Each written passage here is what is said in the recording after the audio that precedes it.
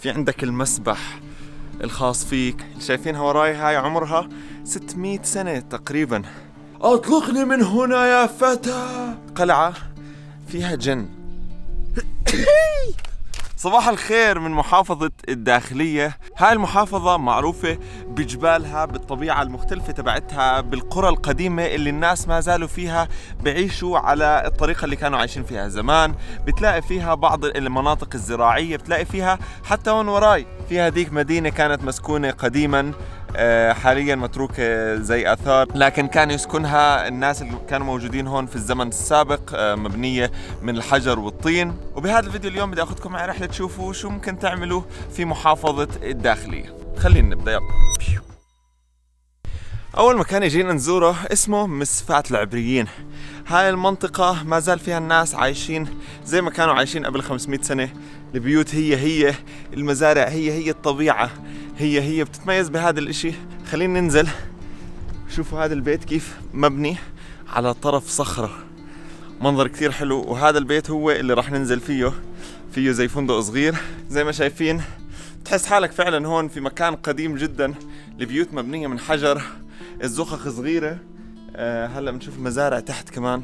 وجينا نقعد في كافيه ناخذ لنا كاسة قهوة بالطبيعة الموجودة هون جنب المدينة القديمة. زي ما بنشوف الطبيعة مختلفة تماما عن اللي بنشوفه في الخارج. بالعادة أغلب المناطق هون مش كتير خضرة، لكن لما تقعد هون تحس حالك قعدت في واحة.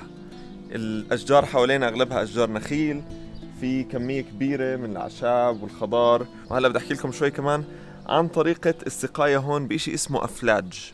وين ما تمشي في المنطقة هون راح تشوف مسارات مائية محفورة في الأرض وعم تمشي باتجاه المزارع اللي هون بسموها أفلاج. وكل منطقة تقريبا في إلها فلج اللي هي المسارات اللي بتصير حوالين القرى والجبال اللي بوزعوا فيها المي الطريقة اللي كانوا يستخدموها زمان. هذا الاشي ما بعرف إذا مذكرين، شفناه في البرتغال في جزيرة ماديرا، وفي حواليها كانت مسارات مشي رهيبة.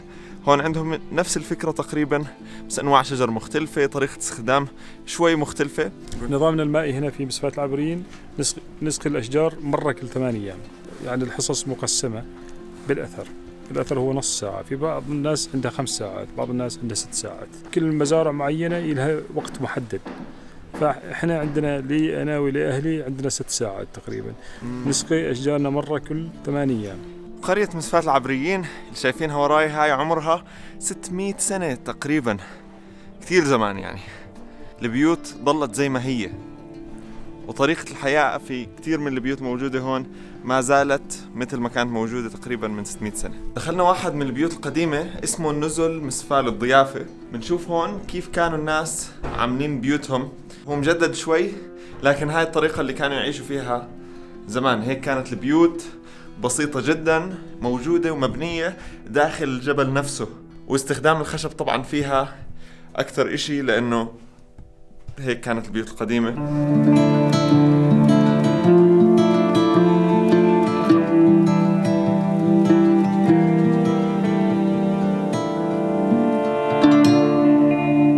وصلنا إلى ولاية نزوة في محافظة الداخلية.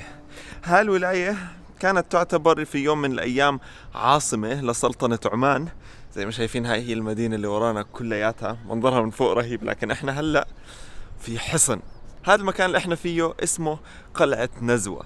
كانت هاي القلعة كتير مهمة لأنه كانت تعتبر مركز الحكم في نزوة. طولها تقريبا 24 متر، بنشوف منها المدينة كلياتها.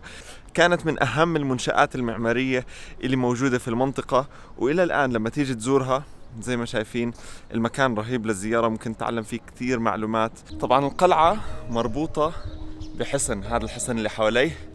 الحصن يعتبر من الشغلات اللي انبنت مع القلعة، كانوا يستخدموها للسكن. فيها هلا فيها متحف. زمان كان فيها سجن، مساكن، غرف القيادات، يعني كل شيء مهم. هاي الغرفة هون في الحصن كانت تعتبر السجن. تخيلوا هون كانوا يجيبوا الأسرة ويربطوهم في هاي الشغلات، ويكون في واحد قاعد اطلقني من هنا يا فتى وهيك. اجينا هون في السوق على محل بقدم الحلوى العمانية المشهورة الحلوى العمانية طبعا هي تعتبر من أهم الشغلات اللي تقدم في الضيافة العمانية، وين ما تروح على شخص عماني دائما بيحكوا على الحلوى العمانية، فاجيت هالمرة أجربها. الحلوى هي المكون الأساسي من السكر الأحمر والسكر الأبيض، وفيها بعض المكونات الإضافية مثل المكسرات، عندك الهيل، الزعفران، ماء الورد. هذه المكونات كلها تخلط مع بعض وتطبخ في المرقل اللي هو هذا نشوفه عندنا، وفي اللي نستخدم في تحريك الحلوى اللي هو البسطان، ونستخدم الوقود اللي هو حطب السمر الطبيعي. عملية طبخ الحلوى تستمر على حسب الكمية من 3 ساعات ونص ل4 ساعات. هاي هي الحلوى. هو خليط لزج من السكر والزعفران وماء الورد والشغلات اللي هلأ سمعتوا عنها، بالإضافة هاي للمكسرات. خلينا نجرب طعمها. شخصيا أول مرة بجرب إشي بهذا الطعم. طعمه حلو لكن بنفس الوقت ما بتحس مش كثير حلو على فكرة، يعني تحس فيه طعم الهيل والبهارات كثير طالع. وفي عنا نوع من الحلوى العمانية معمول بدل السكر يستخدم دبس التمر فيه. هلأ جربته وصراحة بالنسبة إلي طعمه كان رهيب جدا.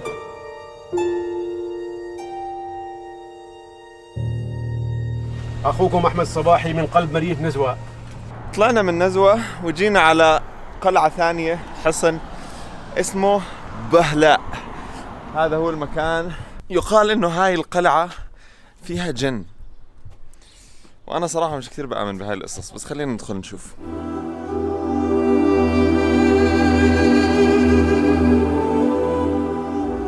قلعة والله رهيبة من جوا. للأسف ما في لا كتيبات ولا معلومات ولا إشي عنها موجودة هون، فمش عارف شو أحكي لكم.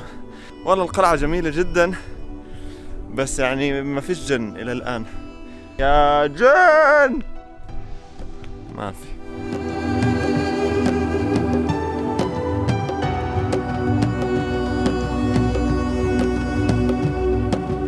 جينا اليوم على الجبل الأخضر. هذا مكان يعتبر ثاني أعلى منطقة في عمان وحتى في شبه الجزيرة العربية. اسمه الجبل الأخضر لأنه فيه تنوع حياة خضراوية. هلأ الدنيا شتاء فمش كثير مبينة، بتبين أكتر بالصيف. بس جينا هون على فندق اسمه أليلة، مكان رهيب جدا، مهتمين بكل التفاصيل. ممكن تعتبره نزل بيئي لكنه جدا مرفه luxurious. بالفندق هون بعض الغرف ممكن توصل سعرها بين $1500 ل $2500 حتى، لكن المكان جدا رهيب. وعمان بشكل عام هي غالية بالفنادق، فطبيعي الفنادق المرفهة تكون كتير غالية. ما بعرف إذا حدا فيكم حينزل هون، لكن حبيت أفرجيكم إياه بالفيديو لأنه فعلا مكان حلو بيستاهل. وبتخيل حتى لو مش جاي تنزل هون تبات ليلة، ممكن تمر عليه مرور وتشوف المكان لأنه حلو. شوفوا بطرف الفندق حاطين هاي الغرفة، غرفة مساج. المنظر منها خرافي. للأسف مش هعمل مساج صراحة. من قبل ما أجي عمان كتير ناس نصحوني أنزل هون، فتواصلت معهم ومشكورين قبلوا استضافتي، فنزلت عندهم. عشان هيك أنا هون، ولا بالعادة بتلاقوني في الوادي تحت مخيم. اجينا نبدأ يومنا بفطور. أول ما اجينا واضع عندهم الفطور بوفيه على الطاولة، أتوقع عشان كورونا، فبيجيبوا كل شيء عندك على الطاولة. تشكيلة رهيبة، عندك فواكه، عندك جبنة، عندك مربى، العصير، كل شيء موجود. ولسه هلأ بنزل الطبق الرئيسي. وطبعا عمران أليلة مستوحى من القرى المجاورة اللي هي الفندق، وهي قرية السراب اللي كانت مبنية من الطوب والحجر. وجينا كمان قبل ما نطلع لفة سريعة على الفيلا الموجودة عندهم. في عندك المسبح الخاص فيك، في جاكوزي، وفي جوا فيلا كاملة. يعني في غرفتين قعدة، غرفة صالون، هاي غرفة القعدة الأولى، وفي ورانا غرفة قعدة ثانية، وفي اللي هو الدايننج روم، بالإضافة طبعا لغرفتين نوم. هاي الماستر سويت. شوفوا المنظر اللي عليها، تصحى الصبح قدامك المسبح.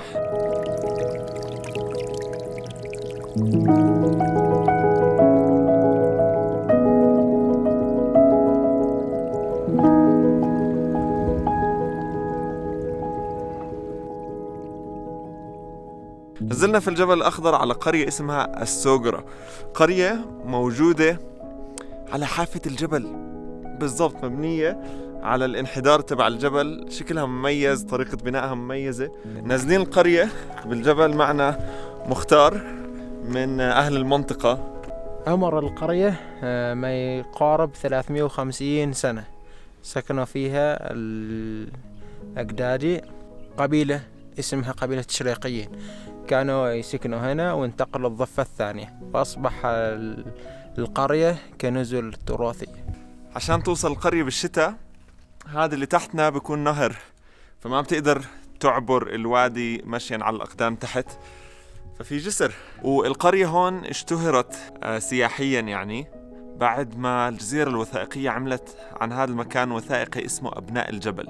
عاش الإنسان قديما في الجبال ونحت في صخورها بيوتا ما زال بعضها قائما حتى عصرنا الحالي. وسكان تلك البيوت الصخرية رغم تطور الحياة المدنية وسهولة العيش فيها فضلوا البقاء والعيش هنا في هذه الجبال. أنا صراحة ما كنت أعرف، ولا مختار حكى لي عنه فبحضره بس نرجع. أهلا بكم في قرية السوقرة بالجبل الأخضر. القرية حاليا أغلب البيوت اللي فيها أهلها بأجروها للسياح عشان يجوا، لأنه المكان فعلا رهيب. ويعني بتخيل أي حدا بتمنى يجي ينزل هيك بغرفة بسيطة جدا على هذا المكان. شايفين البلكونة اللي احنا فيها مطلع على منظر الجبل. عملنا هون استراحة قهوة سريعة على المنظر، خلينا أفرجيكم. وهاي البيوت هيك بيكون شكلها الموجودة في القرية، مبنية بنفس الجبل. يعني إذا بندخل على هديك الغرفة بنشوف إنه الحيط تبعتها هي الجبل. مكان جدا بسيط، بس بتخيل الناس اللي عايشين هون عايشين براحة نفسية، هدوء، طبيعة، شيء جميل. كم حدا بسكن هون؟ يسكنوا تقريبا 50 أو 60 شخص كامل.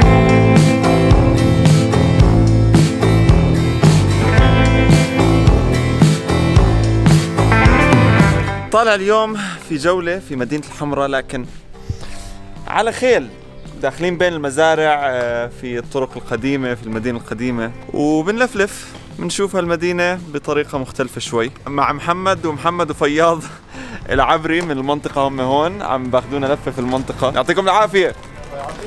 وفي سيارة بدها تمر كمان في المنطقة. تفضل يا سيارة، روح يا خيل. المزارع هون بتذكرك شوي بالمزارع اللي كنا نمشي فيها في أسوان في النوبة، بذكرني في بالي كمان. مشكلة بقدرش أطير هون درون احتراما للتقاليد المحلية، بكون في نساء وبيشتغلوا هيك، بس المنظر بالي. خلص بحط لكم مشاهد من بالي.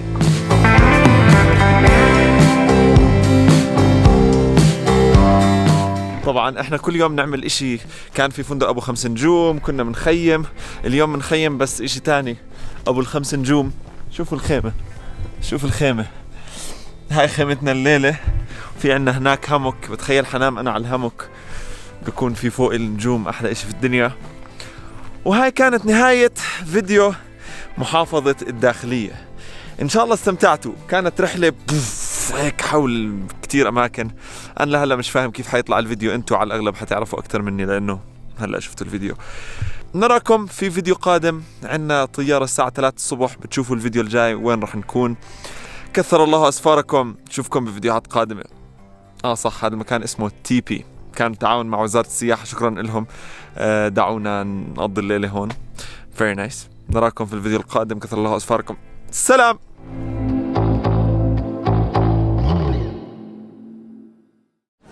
مرحبا، أنا ابن حتوتة. إذا عجبكم الفيديو اعملوا شير واشتركوا في القناة عشان تتابعوا رحلتي حول العالم.